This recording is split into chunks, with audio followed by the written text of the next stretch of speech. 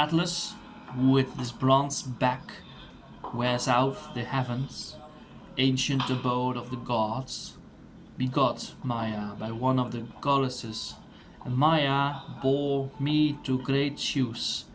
I am Hermes, the god's servant. I have come here to Delphi, where Phoebus sits upon the earth's very center, and ever prophesies to mortals what is and what shall be.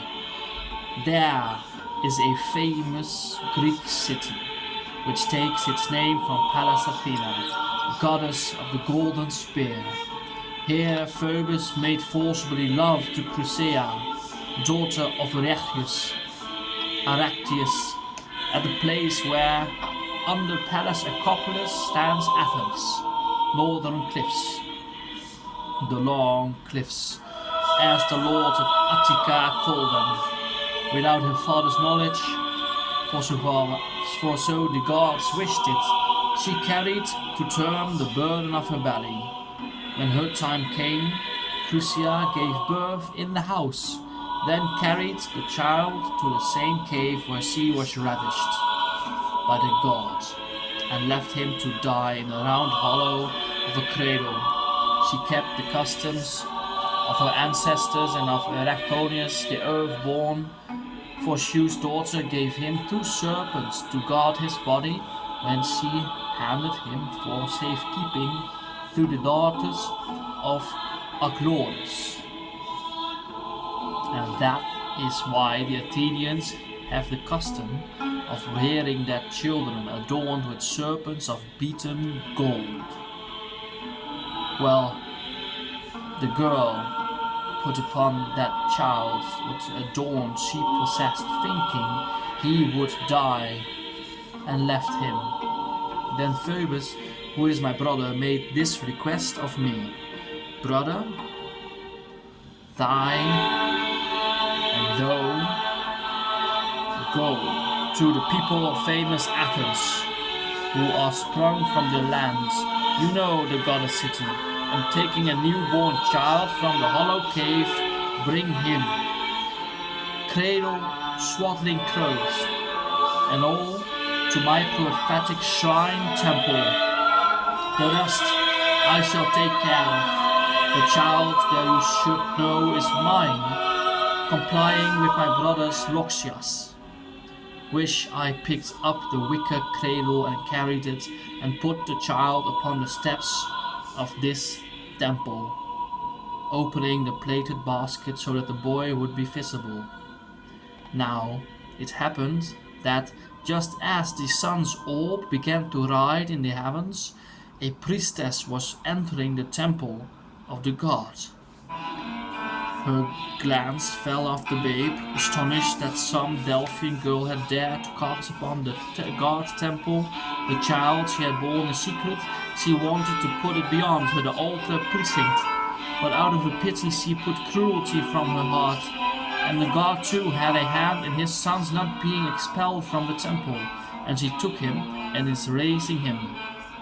She is unaware that Phoebus is his father, or who is the mother that bore him, and the child likewise does not know his parents. As a young child, the boy wandered in play around about the altars that gave him his nourishment. But when he became a man, the Delphians made him the steward and trusted chamberlain of all the gods' possessions, and from then until he now has lived a holy and respected life in the god's temple. Chryseia, the young man's mother, married Augustus on the circumstances I will describe. The surge of war broke upon the Athenians and the Chalcodontidae, who inhabit the land of Ephebia. Zeus helped him to bring the war to an end with his spear, and thus was deemed worthy to marry Chryseia, although he was a foreigner. Being an Achaean and the son of Alius, Zeus his son, though he has been Chrysea's husband for a long time, he and Chryseia are childless. Hence they have now come to this prophetic shrine, of Apollo, longing her children. Loxias is directing events to this conclusion, and contrary to appearances, he has not forgotten.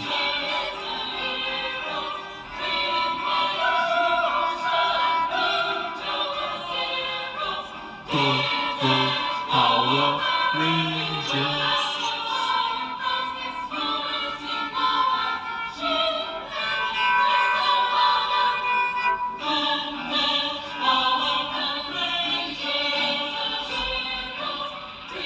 For he means to give his own son to Augustus when he enters this shrine, and say that Augustus is the father. In this way, the boy will enter the house of Crucia, his mother, and be recognized by her. Thus, not only will Loxias' lesion be kept a secret, but also the boy will receive what belongs to him. Apollo will cause his name throughout Greece to be called Ion, founder of the cities of Asia. Serve what fate has ordained for the boy. For here I see the son of Loxias coming out with a bow of laurel to clean the entrance gate of the temple. I call him Ion, his destined name, and am the first of the gods to do so.